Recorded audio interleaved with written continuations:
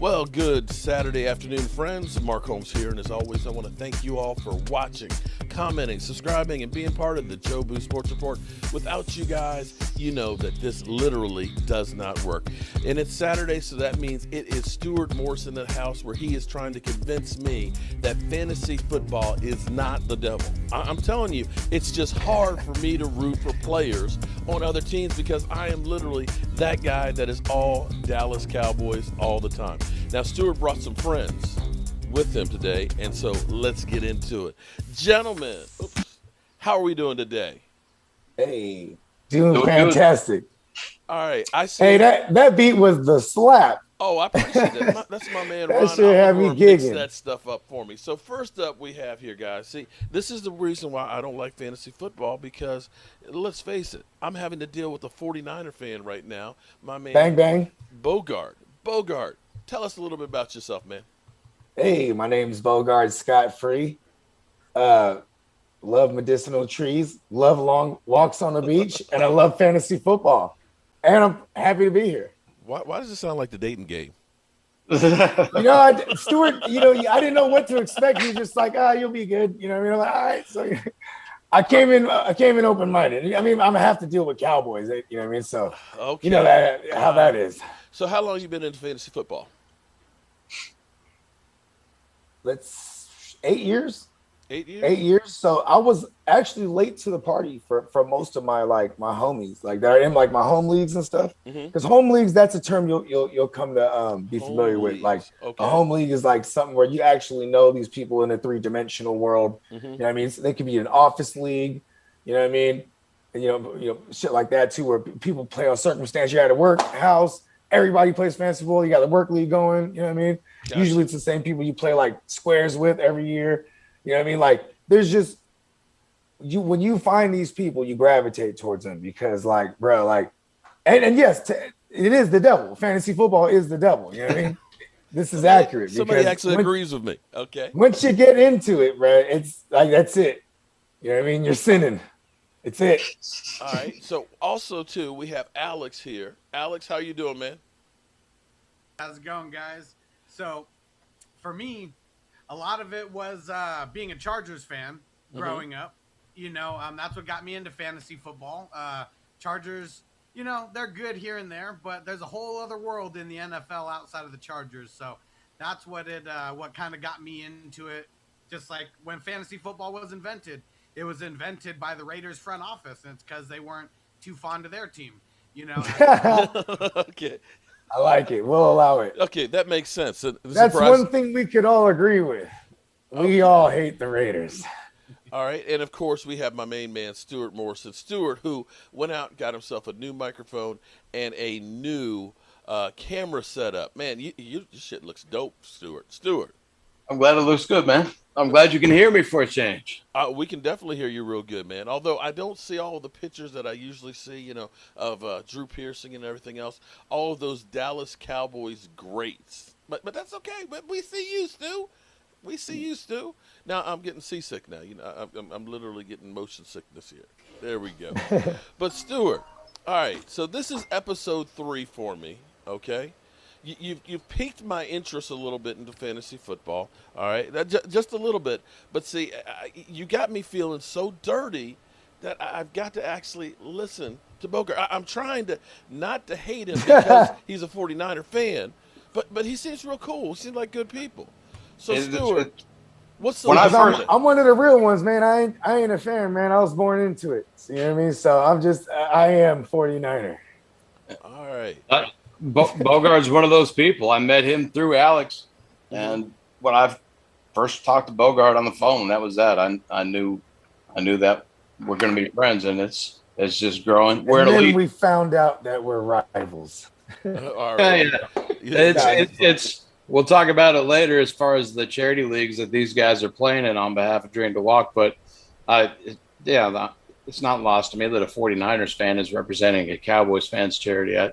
That's to me, that's the community aspect of fantasy football. Love it. Of course, you're rooting for your team. You want your guys. You want to have fun with that. But like they said, there's a whole nother NFL world out there. And on game day, once the Cowboys are done winning, then you're just staring at the TV watching that game. But if you're in fantasy football, as long as I told you about your biases, you ain't got to have your Eagles, your whatever they are, and your Giants. It handicaps you, but you can go that route. But the rest of the games are interesting because you got players that you otherwise wouldn't care about the individual players, and you have fun watching that little computer screen racks those points up as you go on, and your guy runs for a first down or has a great catch for a touchdown, and also you're watching those point tickers going up, and you're competing against guys like Alex and Bogart and office friends or family friends or whoever you're competing with. It's a game at the core, and it's fun. And the community aspect, I mean, these guys are over on the West Coast. I'm out here in Dallas. I found Alex at the end of the year last year, and getting to know Alex, watching his content, and working with him, actually being able to call him, led me to meeting Bogart, and here we all are today talking fantasy football on your show. And you're talking to a 49ers fan that you think is cool. A 49ers Chiefs fan. At the core of it, fantasy football is about proving that you're better than your friend. Yeah, I can agree.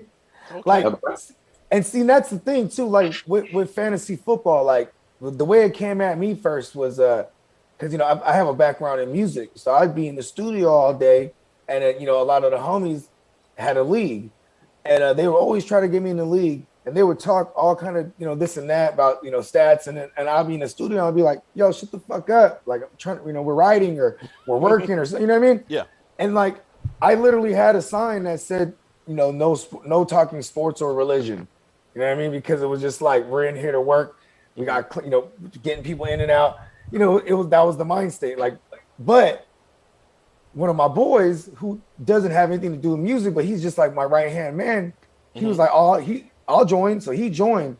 4 weeks in it, he was 0-4, and he was like, and it was a substantial amount of money. You know what I mean? So he's like, hey man, you want to buy this team off me? And I'm like, he's explaining to me how fantasy works. And at the time, my girl's pregnant with our second daughter. So I know I'm about to be chilling. You know what I mean? Yeah. And football season is coming around. And I'm like, because I already gamble on games. Like I bet under overs and against the spreads, shit like that. Yeah. I like parlays. Then he's like, hey, you could pick these players, and then, you watch every game. If your players in it, I'm like, oh, word. Like, so now I have interest in all these games. And like, it was also the communal, like at heart or at its core, humans, I believe we're like tribal. You know what I mean? So anytime you can get a group together, like a fellowship or a community in this case of fellowships, you know what I mean? Right. Where but it's just in this case, our common denominator is fantasy football. You know what I mean? And like, my girl still trips out like, because I'll just be on the phone like it's an important business call. You know what I mean? I'm talking a trade. You know what I mean? Because you really got to work, babe. Yeah, and I'm just like, oh, like, you know what I mean? And she's just like tripping because she's hearing the person I'm on the phone with. They're just as into, like I said, as far as far gone. You know what I mean? There's just no saving us. You know what I mean? And she just can't believe there's so many degenerates like myself out there. And I'm just going around, we're trying to find them all. You know what I mean? All right. So if you want to, if you're a novice and it's right now a month away from training camps opening up, what's the first thing that you should do to start getting ready for this? I would check depth charts and I would do mock drafts. Because mock drafts, they show you what the public is on. There's something called ADP, average draft position, right? Yeah. So it's kind of, it's an order where you expect people to go, ranges. And like, I'll look at certain players and I already have like a list of players I'm not fooling with. You know what I mean? I also look at good players that had a bad year last year because they're going to, like Zeke is normally a top 5 pick. He's going outside of the top 5 a lot of times because recency bias is a real thing. So like being a Cowboy fan in fantasy is actually dope this year because you don't have to be afraid to be a homer. You're getting guys that are going to be on this incredible high-flying offense because on paper their defense is ass. You know what I mean? So when you do fantasy math, that equals a lot of pass attempts. Right. And then, with that type of receiving court, looks like Zeke is going to have like wide open lanes as usual. And, maybe he returns value and next year he's a top 3 pick again. because that's just how fantasy works. And you So I would, don't you don't have a problem having Cowboy players on your fantasy team. no, because it's twofold. You know what I mean? They're actually, it gives me a reason, like to believe they're worth something, right? And then if they don't, if they fall through for me, and they fail me, it's easy to hate on them. You know what I mean? Because it's also a thing in fantasy. I compartmentalize everything. Like when my Niners, how about this? When I started getting into fantasy, like seriously, was 2014, because I played in one league 2013. 2014, I jumped to 5, right? And now I'm really in it. And my Niners were on that decline. So I would just chase my Niners around and start players against my defense because they're going to eat. And I loved my team even more for that. I'd go to the games when we were album season ticket holders. So I'd be at the games just rooting for my guys. Like, yeah, and I love my team because now I love them so much. They're helping me win my fantasy and everything. Okay. I mean, all right. Yeah. So, and when we're good, I just got to get past that. It's just, I'm old now. So all you guys are young and everything else. You got to understand the era that I grew up in. Cowboy players were Cowboy players, Washington players were Washington players, and they didn't change teams like, of course, now. Everybody in the offseason before the franchise era. Yeah, everybody works out together now, and they're best buddies, and they're changing. It's the whole thing of seeing Zeke getting Barkley's jersey. It's just like, why the hell would you want that trash? Okay. It's just innate in me to hate the other teams, and I'm trying to get beyond that bias, and I'm hoping I'll get there so that way I can really start trying to enjoy this. Well, you know what it is too. It's leaving it on the field, right? If as a player, maybe a lot of them players, especially these days, they look at it as a job. You know what I mean? So that's definitely part of the job, right? On the field, I gotta hate you. You know what I mean? And then off the field, they cool. They kicking it. They going to the club. Mm-hmm. You know what I mean? Like, this is true. As Demario Davis told me, he said, you got to understand. He said, I get a 1099. I am an independent contractor, and I am a business of one. So most times you'll hear a player always say, I'm here, to help this team. They don't take ownership of the team. They just know that wherever I get the most money is more than likely where I'm going to go because it's about me taking care of my own franchise, being myself. So I guess that is why fantasy football works, because if you look at it from that standpoint, it's every man for himself. Well, it's what we want, really. I mean, we want a player-driven league. The players are the product, and in fantasy football, that's kind of who we're cheering for. We're cheering for the product, not necessarily, the team. But if I am playing a guy like Stu and I have a guy like Dak Prescott on my team, it is fun to be able to poke the bear, a little bit if he does good and helps me beat Stu at his own game. Yeah. Or you could dangle it. That even would be. You could dangle it and make people overreact. Time out. Context matters here, Mark. Okay. Skywalker says, context matters. We're in the middle of a league right now, one of Hustler's dynasty draft leagues that we just started 3 days ago, maybe. I'm in it. Bogart's in it. Obviously, Alex is in it. I'm superstitious. I got my number thing. I bypassed playing in the previous league because it was the 6th league, and I bypassed that so that I could play in this one, the 7th league. On the day that we do kind of like a derby dash, where we randomized the order of the draft. We did it at 7:00 Texas time. At 7 o'clock, yeah, and we scrambled the order 7 times. I wound up winning that, so I got to pick wherever I wanted to draft from. So I went with the whole vibes in the air with the 7, and I picked 7. I knew because I don't have to tell you, Mark. You know I value Dak high. I knew there was a chance he might not be there, but in every other draft that I've been in so far, most of them he's been there. So uncertainty is path to the dark side. No, I was prepared because I've got 7 shares of Dak across 12 teams. 6 of those are already in dynasties, but 7 shares total. This whole 7 vibe. I knew he might not be there, and when it was about 11 o'clock at night, my phone rings, ding, ding, ding. And like, yo, you want Dak? And I'm like, yeah, of course. What's up? And Alex was picking 5th. I was picking 7th. Alex picked Dak, number 5 overall, 4th quarterback off the board. And he traded back up into the first round. So he had the 105, the 106, and I was over here at the 107. And there was two quarterbacks that if he already took Dak, and I knew he was going to take another quarterback. Lamar Jackson and Justin Herbert were sitting there. I have kind of like diversifying your portfolio. There's a guy plays for San Diego. Yeah, that's important.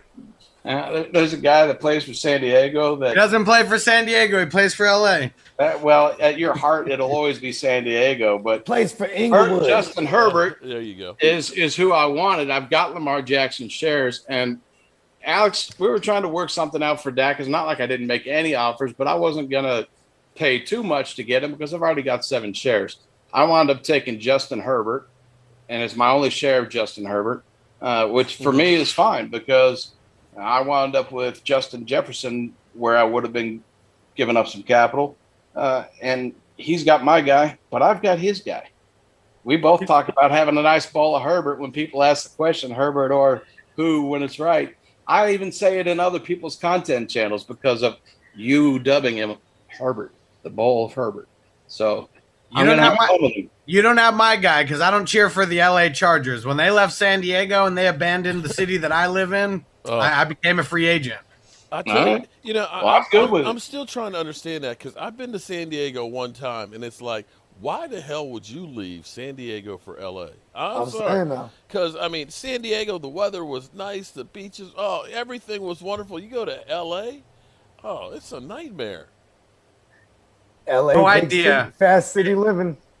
Paid $500 million just to be able to move the team. So instead of like putting $500 million towards a stadium, they said it would be better to move to LA with that $500 million. Where you have no fans there. I dare say that the Cowboys Chargers game will be a home game for the Cowboys. Oh yeah, whoever plays the Chargers, it's going to be a home game for them. I mean, the Rams guys in LA. The Rams too, yeah. I was about to say, like, you know what I mean, like, the games used to be cheap to go to if you know what I mean, like, day of, because you know what I'm saying, they was in them soccer stadiums and the college joint, the collegiate stadium. Yeah. LA doesn't want the Chargers. Like some of my friends in LA said, the Chargers are like one of those weird cousins that shows up to your party and just will never go home. Oh, yeah, because LA is Raiders territory. Like, you know what I mean? Like when you 9 out of 10 people you meet that's a football fan from LA, they're probably more of a Raider fan. Yeah, they're more hardcore, man. You know, so I don't want to say the Chargers are like the soft fan base, but that fan base is a lot different than that LA vibe. I mean, you know what it is? It's a market that is more of a basketball market, in my opinion. You know what I mean? Like naturally. Yeah. Obviously, because the Lakers, right? Like, but then even actually, maybe I don't even want to say that because look at the Clippers. They're always like overshadowed, even when the Lakers was bad and the Clippers were good. You know what I mean? All right, so I want you guys to understand that I am the fantasy football virgin here. I am the idiot out here, the old school dummy that knows nothing about fantasy football. I had my first fantasy football team last year, which actually I had somebody else running, and I couldn't understand why I had Miles Sanders as well as Dallas Goedert, okay? It drove me crazy. But I'm going to ask a stupid question here. Now, I know having Dak Prescott would be great because he's going to throw for hopefully over 5,000 yards and let's say 30 touchdowns, so he's going to make bank.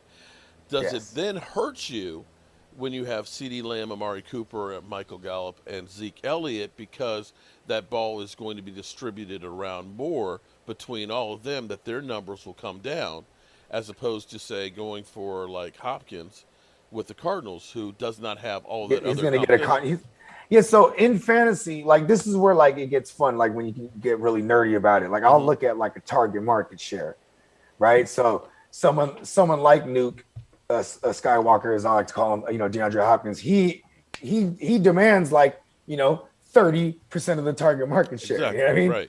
Right? But then when you look at someone like, CeeDee Lamb and Amari Cooper and then, then Michael Gallup, it's like, okay, he is going to spread the ball around and he's also going to throw the ball to Zeke enough times. But how many times of the game is he going to throw the ball on average? If he's throwing 50 times a game, I would even have all of them. I would have CeeDee Lamb and Dak and Zeke. Like, I wouldn't mind building a team like that. I'd only be fucked theoretically on 1 week, which is the bye week, right? Because then if you're on a high flying offense like that, but also it's like then you got to factor in, all right, well, are they going to be more of a control, the tempo type of offense? You know, like because if you can win the time of possession battle, you can mask the fact that your defense is bad. You know what I mean? Mm-hmm. And then when you do play with a lead, like how Kellen Moore's kind of been having it, just fucking chucking that thing. Then you could play, you know, a little more loose defense not loose, a little more aggressive defense that Dan Quinn likes to do. He likes to, you know, I mean, I'm a Niner fan. I dealt with the Seahawks for a while. You know what I mean? Like, we're excited about what Quinn's doing here right now. Oh, definitely. As you should be, because Mike McCarthy, that's probably the best D coordinator I've seen with him, and it's, you know, since his time even with Green Bay. Like, he's the guy that would be like, Mike Penn, let's go, let's do this. You know what I mean? Mm-hmm. It's like, so I think this is more like of a Jerry hire even, because I don't put it past, and even Mike McCarthy keeping Kellen Moore, that whoever's idea was that was phenomenal too, because I like it for fantasy. You know what I mean? Right. You know what? I tell you what, this is actually interesting getting somebody else's perspective as opposed to a Cowboy fan. I hate to say it, but we've got so many Cowboy fans that are just like, no matter what we do, it's the worst thing in the world. And it's funny because I'll hear people like you're going to say, Dan Quinn. Most Cowboy fans look around and say, oh, well, he's ass. They've been blowing leads left and right and things like that. Well, but he was ass as a HC. You know what I mean? Right. Well, you know what? I'm not going to say he was ass as a head coach, because if you remember now, Atlanta was a team that was in the playoffs every year, one and done. Matty Ice had not won a playoff game before he got there, and he elevated that team. But he went and got with Shanahan. That's what he did. Well, Shanahan is, I hate to say it. And Shanahan's also the reason they lost the Super Bowl. He's a freaking genius. Yeah, and then after Shanahan, he brought in Steve Sarkisian, who's also like in his own right, you know, like phenomenal. You know what I mean? So then he leaves and he gets back. They bring back Dirk Cutter, and that shit didn't go well. You know what I mean? Dirk Cutter, he never even sniffed the playoffs with Tampa Bay. You know what I mean? It's like, but see, for fantasy, I love that. I'm like, oh, they're going to throw the ball more than they run the ball. Like, you look at him, scoring points. You look at him historically. You know, Dirk Cutter's just always throwing. I looked at the tight end. I was like, oh, okay, Austin Hooper, he's the thing now. This was like 2 years ago when they brought back Dirk Cutter. And then people were like, why Austin Hooper? I'm like, everywhere he's at, he produces a fantasy tight end. And if not, they were trying to draft for one. You know what I mean? They're trying to, like, they brought in, what was his name? Safarian Jenkins. Right, to Tampa Bay. They brought in O.J. Howard and Cameron Bray, and at one point or another in that system, they had their little moments. So, and Austin Hooper went crazy that year till he got hurt. But see, that's fantasy math right there. You know what I mean? Shit like that, where I'm trying to predict some shit before it happens, and then also trying to beat these analysts before they start beating a drum. Like, oh, I was the first one who said that. Like, all right, whatever. Yeah, you know what I mean? Like. Because I get you like on that one.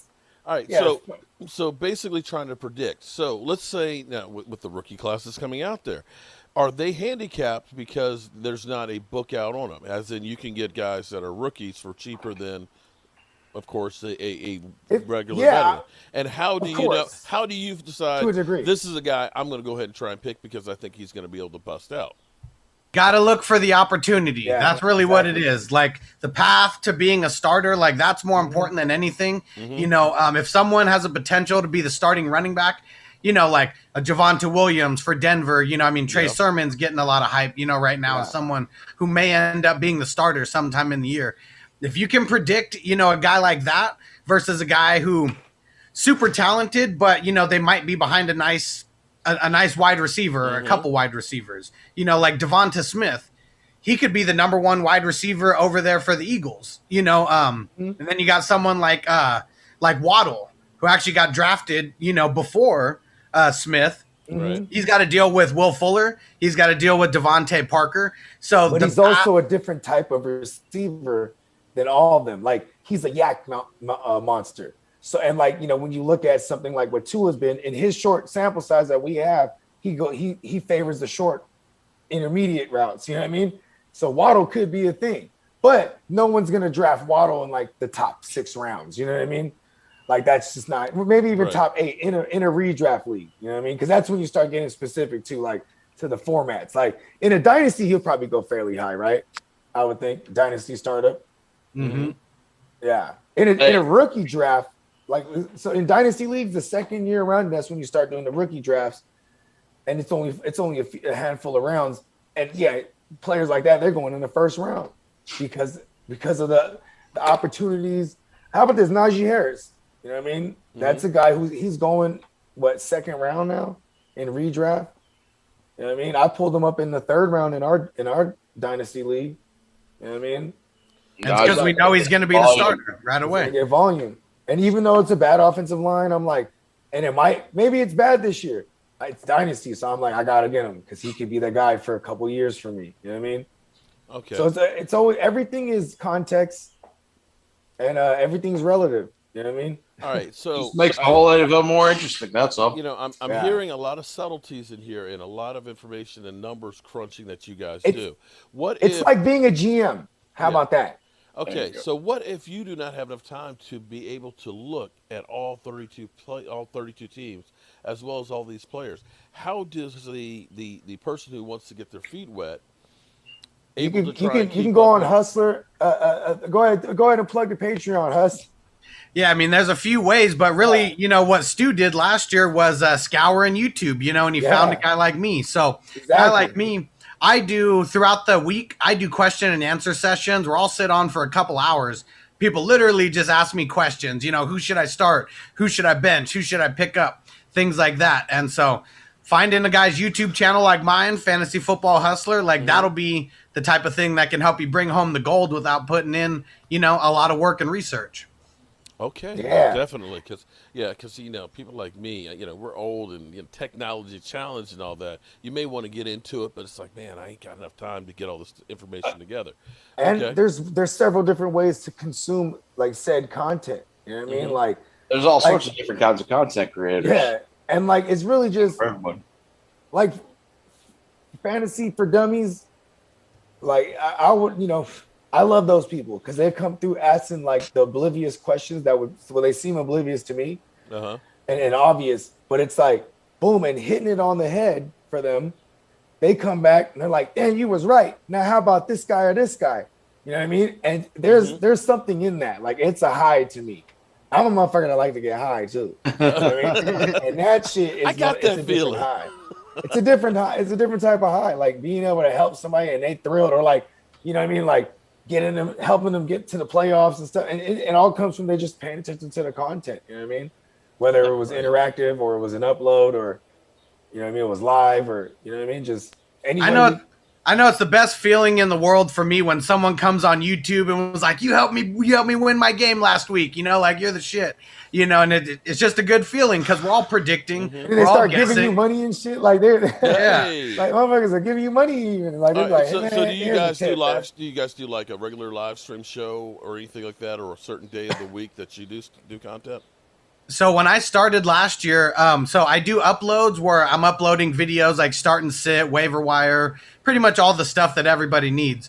I started off with just one live stream per week where people were asking me questions on Saturday. And it turned into doing Saturday and Sunday. Then it turned into Saturday, Sunday, and Thursday. And then it turned into Wednesday, Thursday, Saturday, and Sunday because so many people just wanted to get their questions answered. So that was just one way that I could give back, you know, while I was building up my YouTube channel. And I know I met a lot of like, I was going to say supporters, but really they ended up turning into friends, you know, like Stu, they just happened to be supporting me at what I do. Yeah, that's awesome. Definitely. And that's how actually I got to know Stuart Morrison as well from, you know, just doing YouTube. And literally I've got lifelong friends from YouTube here, just kind of hanging out and getting to know people back and forth. All right, so you're going to be working with Stu for his Dream to Walk Foundation, right? Both of you guys, right? You've got fantasy leagues that are there. You want to tell us a little bit about those? Yeah, so this all started when, I mean, there's a lot of people who are doing charity leagues, and I don't have anything wrong with doing any kind of charity league, but I see a lot of people going after the same big time charities. You know, the ones who, you know, you raise a couple $100. I mean, I'm sure every dollar matters, but to guys that are making millions, you know, a couple hundred, that doesn't move the needle. And hearing Stu's whole story and everything, I knew that I wanted to create some kind of league for charity where we'd be able to move the needle a little bit. And Stu's story is one of those ones where like could literally happen to anybody, you know, like he was a normal guy. Like he wasn't, you know, just he wasn't born like this. It's just something that happened, you know, and then for him to be given back, you know, to people who are in the same situation, you know, that was one of the things that made me want to help his foundation, get it put on a platform. So without him knowing, I started reaching out to people like Adam Rank, you know, works for the NFL Network on TV every week. James Coe, who now works at DirecTV, he's like their fantasy guy. Marcus Grant, who is you know, NFL Network guy, and even Schmitty, someone who's been in the fantasy football world for before the internet was even a thing, like how long he's been there. At the dawn of time. Yeah, and so. Got a couple celebrities who are willing to get behind it. And then I started reaching out to some of our friends who are in Patreon, telling them, don't tell Stu, but I got a dope idea. I want to get some people in, and, you know, we're going to 100% of the league fees are going to go to charity. So everybody was down to pay a little bit more than they would, you know, for normal leagues, because 100%, you know, of these fees are going to Stu, you know, and his foundation. So, like, just right off the bat, without even asking more than like 5 people, like we got 5 people who are already in, you know, pay a couple $100 each, you know, and really support. And after we got about 10 people in, that's when I told Stu, you know, everything about it. And his reaction was priceless, because I knew that he would love it. Oh, I appreciate it, man. I really do. And this guy right there. And so for me, you know, I always, you know, ever since I met Hustler, we would chop it up. You know what I mean? Just, not even just about like fantasy and shit, just like we would just be chopping game. And I was on the phone with him one time, and I was like venting to him about like, I keep getting like, I email these different charities, and like, you know, of course they want us to donate, you know what I mean? But I'm like, man, ain't nothing was sent right with me, because I wanted more like of a personal experience, like, you know what I mean? Like I wanted more of like a like, you know what I'm saying, I want to know like this money is going to this person where it's going to be, you know, it's going to get distributed where it needs to be, like, you know what I mean, like not some big juggernaut where, like you said, where it's money getting swept under money, you know what I mean, under the money rug. They just sweeping more money under the money rug. I mean, feel you. money. Yeah.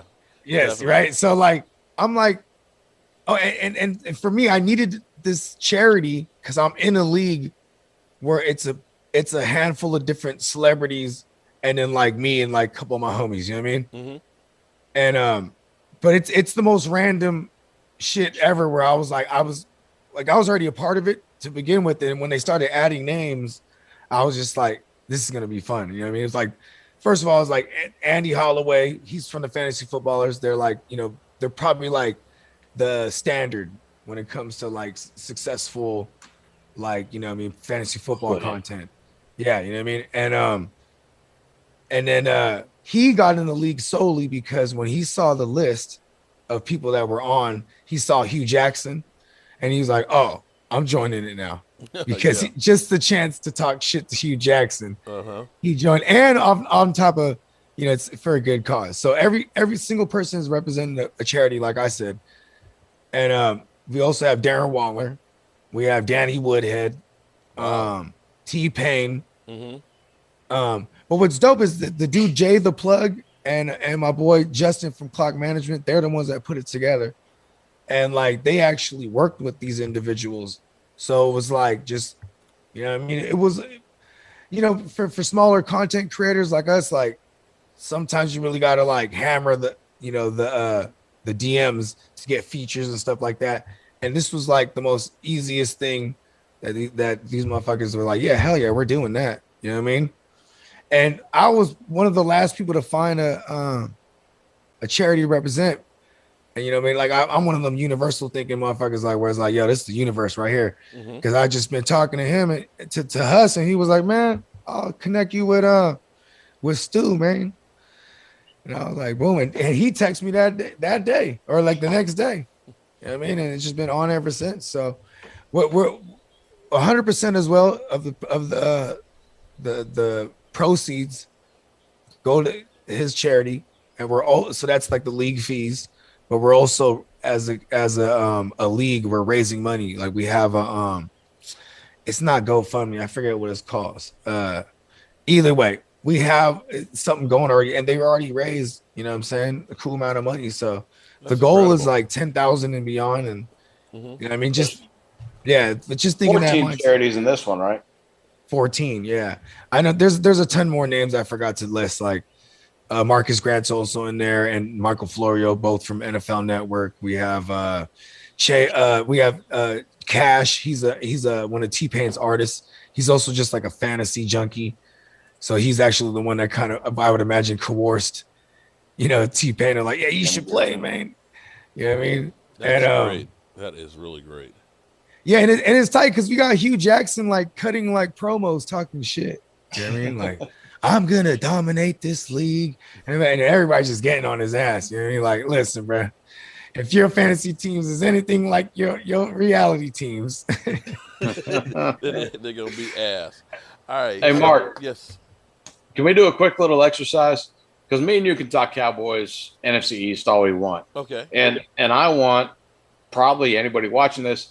Bogart, Alex, can y'all split up the NFC East as it pertains to fantasy football? Since you got Dak, you take the Cowboys and the whatever team, and Bogart, you take the Giants and the Eagles, because I know you got Hurts in the draft that we're in right now. Okay. And so how are we splitting it up? Just mention like the big time players that we should You got the Cowboys and the Washington whatever team. Just give your assessment of that team as it pertains to fantasy football: quarterback, running back, wide receiver. There you go. Okay. Well, I'll start with the Cowboys. And it's going to be we already know we won't spend too much time there, but we got Dak, who is being drafted as a top 5-6 QB. So depending on, if you like QBs or not, Dak's going to be one of those guys you got to have to pay up for a little bit.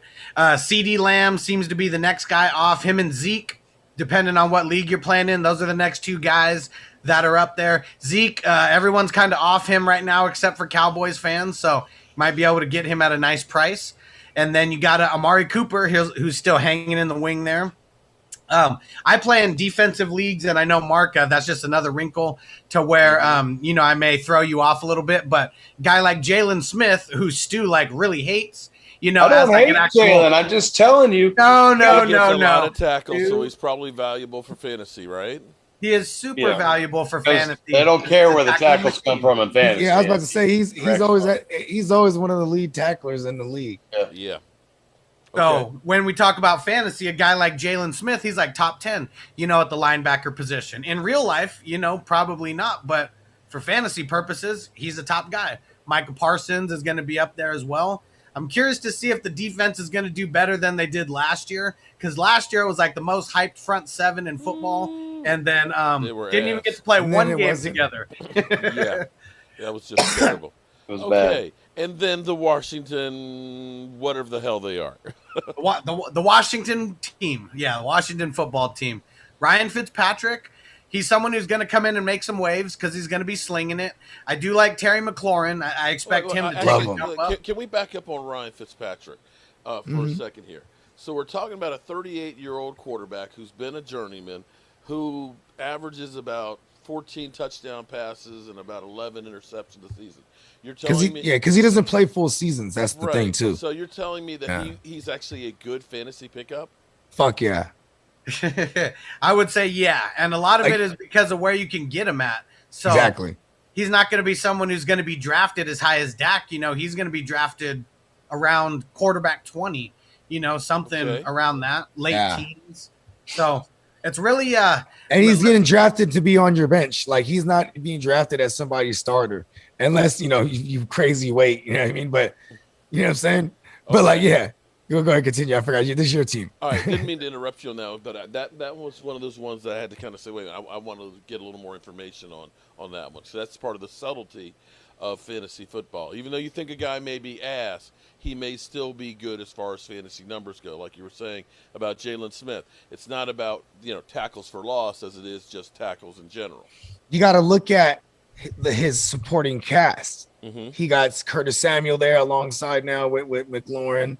Alex, hey, you're stealing my thunder, Bogart. You're stealing my thunder. I'm saying, Alex is here. Okay, all right, yeah, man. Come on, Bogart, stop Bogarting in on you, man. Bogart in the conversation. Sit your ass down, man. I have medicine for that. I'm sorry. I actually take meds for that.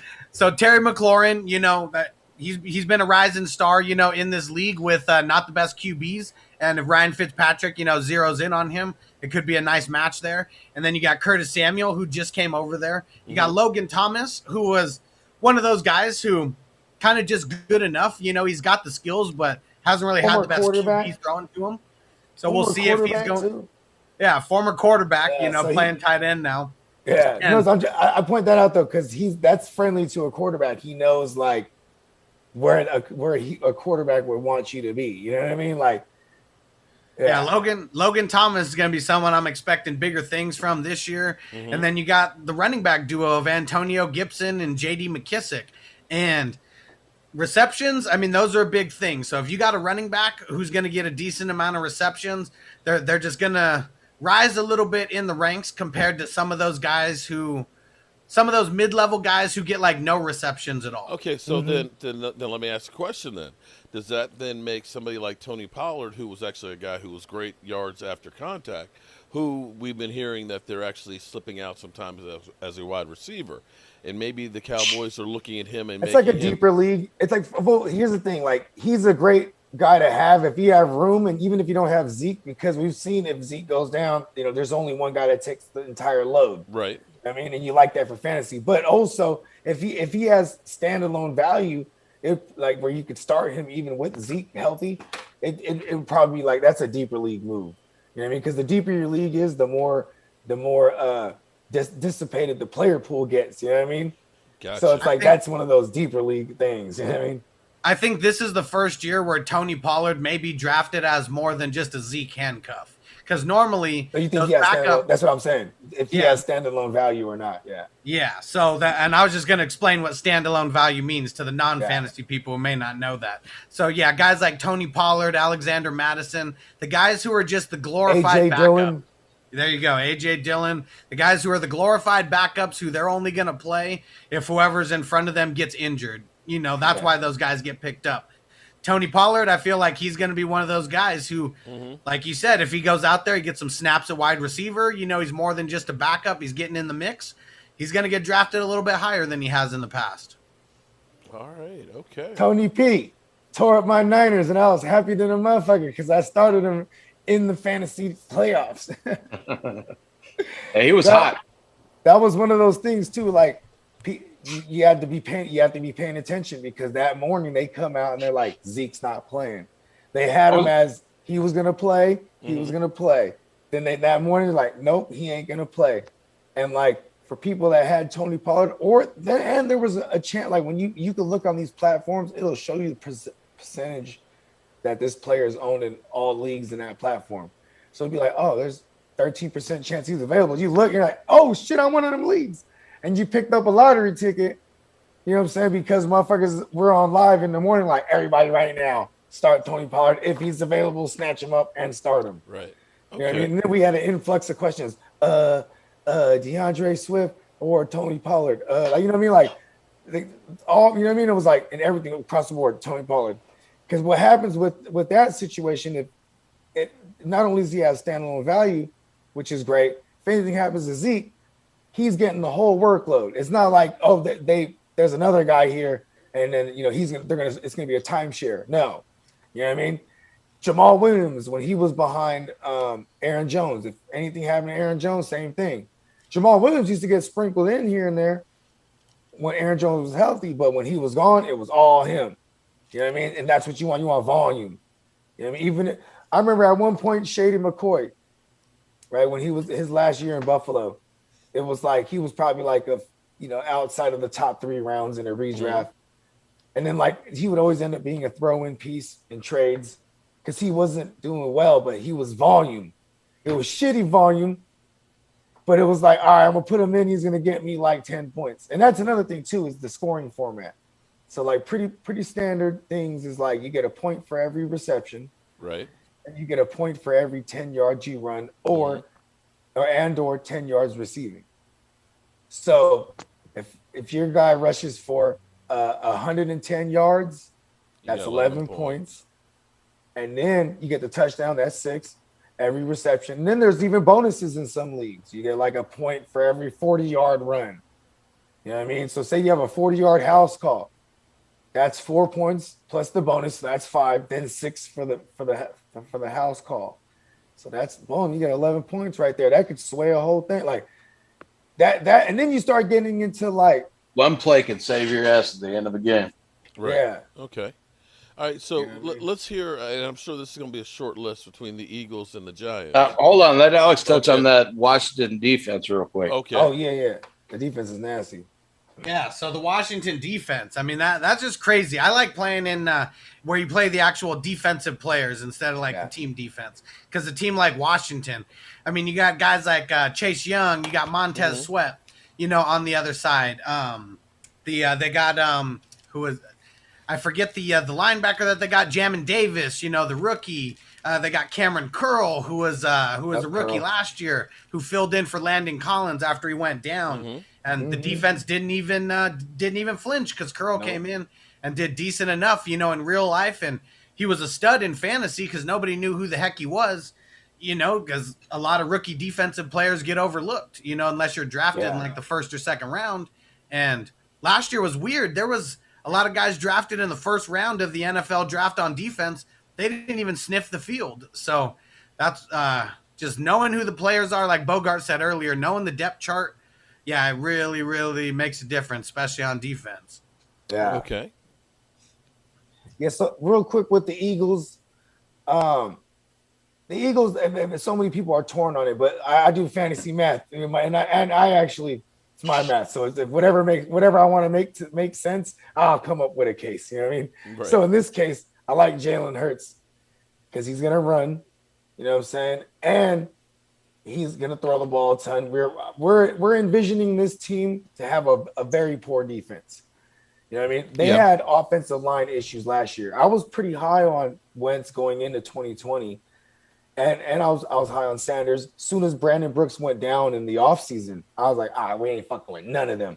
Because Lane Johnson be getting hurt too. And you know what I mean? Like they got pieces coming back on that line and Brandon Brooks. So now these guys can come at a value because of how poorly the perception is from like fans. Like for example, if there's 5 Cowboy fans like you guys in a row in the draft, and I'm looking at the Eagles player, I'm like, all right, I could probably wait and grab something else because when it comes back around, they ain't touching the Eagles player neither. You know what I mean? Like, it's funny because I have the ability to compartmentalize those things. You know what I mean? Like with favoritism, I'm trying to go back to the Eagles. Outside of Hurts, I like Dallas Goedert a ton. You know what I mean? Because his value, you know what I'm saying? Like tight end's a very difficult position to diagnose. Like if you have a top 3 guy, like you don't have to worry about that. You have a commanding advantage when you have one of these top tier guys. And there is something to finding those later round guys and that hit. Like 2018, I had a ton of Darren Waller and Mark Andrews. And I was getting them in double-digit rounds where, like, this is like tight end wasteland. But, I love their situations. And, boom, they both hit. You know Bogart, touch on the frustration of the tight end position. It's a barren wasteland. It's a barren wasteland. And, like, it's so bad that even someone like Blake Jarwin was getting hyped last year. That's how bad it is. Hey, you're like, I'm just saying because Blake Jarwin, it's not that he's a bad player, but that's not a situation I'd be like, the tight end's going to super eat because there's too many options there. Right. You know what I mean? But the tight end position is so bad and it's few in between that, like, you know what I mean? Someone like Blake Jarwin was getting hyped. Someone like Chris Herndon was getting hyped. You know what I mean? But here's how bad it is. Outside of Travis Kelce, for the most part, most tight ends get between 15 and 35 yards on a normal basis. And that is just horrible when you're actually diagnosing and breaking down everybody's stats. It is so boring and just so horrible to deal with. Okay. And so, like, even though Zach Ertz is there, I mean, I actually like that he's there still. You know what I mean? And then, because Goddard was already eating with him there. As far as, like, the four game sample size we had with Jalen Hurts. He was favoring Goddard, so I like that. And then Devontae Smith, I think, will be the highest producing rookie receiver in fantasy this year because his like Huss said earlier, his opportunity is day one versus like a lot of these other guys that like Chase. I love his situation, but still there's Higgins and Boyd who already have you know what I mean, establish themselves there. Like, there's just other variables. When I look at the Eagles, it's going to be concentrated to me between Goddard and this guy Smith. You know what I'm saying? Okay. And their defense is ass, so I like that in fantasy. You know what I mean? Sanders, I like Sanders' value this year. I like Booby, but he, it's like because it was the offensive line. You know what I mean? And Wentz was just bad, overthrowing him on check down, like crazy shit that won't show up on a stat sheet, but like a 0 in that category. You know what I mean? Talk about Kenny Gainwell. Is he going to do Kenny anything? Gainwell there? That's what I'm saying. He's going to take away in the passing game. You know what I mean? I mean, he's like what they would probably use. I mean, who's to say they won't sprinkle in Boston Scott too? It's Casario over there. So he's coming over from Indy. He's a product of Frank Reich. They run the committee style a backfield. So I kind of expect that to a degree. So I think like RB2 is like his ceiling, but like his, he's like a low end RB2. It's when we're talking Sanders. And then, when we go to who else? But I do think Sanders, though, if he gets a ton of touchdowns, it'll piss off a lot of Jalen Hurts truthers. Mm-hmm. But, you know what I'm saying? He'll far outproduce his ADP because he's one of those guys people just are down on. You know what I mean? Then we go to the Giants. Man, it's funny because it's like I feel there's a cap when you talk Jason Garrett. Because, first of all, this Giants defense is good. The Giants defense is good. They're going to be like, 12 or better. You know what I mean? Or they'll be top 15. How about that? You know what I mean? So actually that doesn't mean they're good. It means they're regular. I'd say 12 or better because they were top 10 in a lot of metrics last year. You know what I'm saying? Danny Dimes. No. Danny Pesos. Danny Pesos. Ooh, damn. I mean, Danny Dollar Store. He's ass. Like on PFF, he was like poor in a clean pocket. Like, and then but one thing that was crazy is he led the league in deep ball accuracy. So then you get him Kenny Golladay and you get him other weapons, and then you get Saquon back. You know what I mean? You might have something here. I just don't. It's all at a value to me in fantasy, but it's all like it's volume I don't trust. I like say Kenny Golladay. He's probably someone goes in the mid rounds. You know what I mean? Hey, it sounds nice on paper. Hey, how about this? Kenny Golladay he's always at the top of the league in contested catch rate. So maybe with Danny Dimes and that, because I think it's an anomaly. That's that deep ball accuracy. He might have thrown the ball deep like 5 times and hit 4 out of 5. You go. And that number could be skewed, right? But so that's where you really got to be watching the games versus like looking at the stats too. Because just looking at the stats, it could be mistelling. You know what I mean? More of the subtleties. Watching as much football as you can. That's my Monday mornings. I just be watching all the condensed version of the games, and Sunday I just get turned up watching Red Zone. You know what I mean? You just get it's like perfect for fantasy. You know what I mean? But anyways, the Saquon thing, like I said, there's a cap with Jason Garrett. He just wants to run a ton as much as he can. Mm-hmm. You know what I mean? Even before Kellen Moore took over as the play caller. Yeah. And the OC. Dak had a cap of 3,600 yards through the air. Mm-hmm. You know what I'm saying? Like it wasn't like they were a bad defense by any means those first couple of years. You know what I'm saying? But then it's going to correlate. That's why everyone's so high on the Dallas Cowboys too, because you're expecting the pass attempts there. I think they're going to try to control the tempo with Saquon, and make Danny Dimes more of a game manager, but. When you run enough, he could pop a big play action, or maybe even take off running, you know what I'm saying, himself. But limit his pass attempts, you know what I mean? Because that guy, matter of fact, even throwing picks is not even his issue. It's fumbling the ball even. Fumbling, yep. Yeah, but either way. I'm tripped up by ghosts. Yeah. Oh, he's late. No, actually, I say his legs are just so fast, bro. They're just too fast for his own good. Even his legs so fast it ran out from underneath him. Yeah, something like that. Okay, all right. So you guys got a lot for me to think about here. With it being still a little ways away, what's the thing that you want to start doing right now to get ready, so that way I can get my homework done between now and next Saturday? Mock drafts. Got to do some mock drafts because that's really just it's practice. And for anybody who's out there in sports, you got to get those reps. You're going to get a good idea of where people are going. And that's what it's all about, getting the practice before the your real big draft. Because the Jobu wigs are on the point, that's what's on the clock there, and you don't want to miss out on any of those Jobu wigs having a bad draft. There you go. Yeah.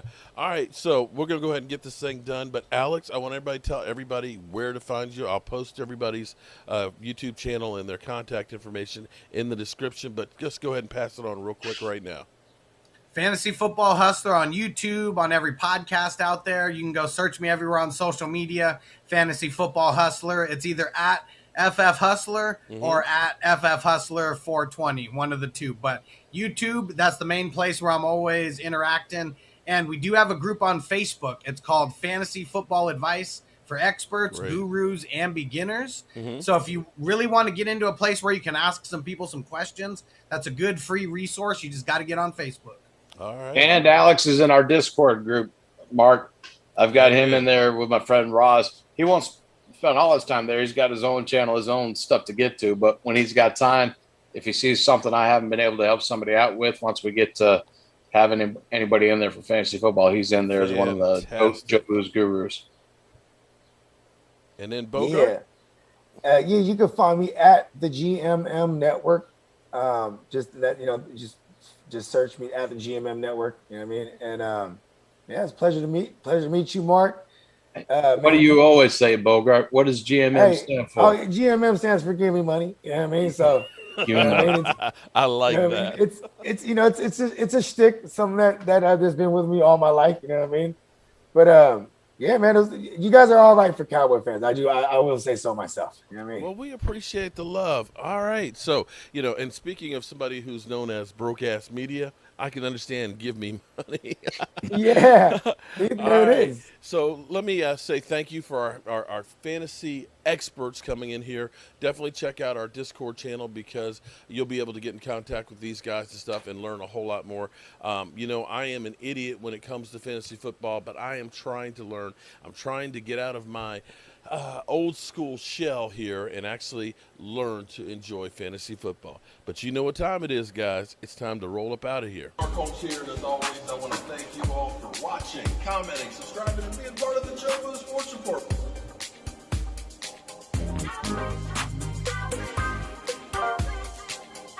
You did one hell of a job, and the only thing else I got to say is, how about them Cowboys? How about them Cowboys?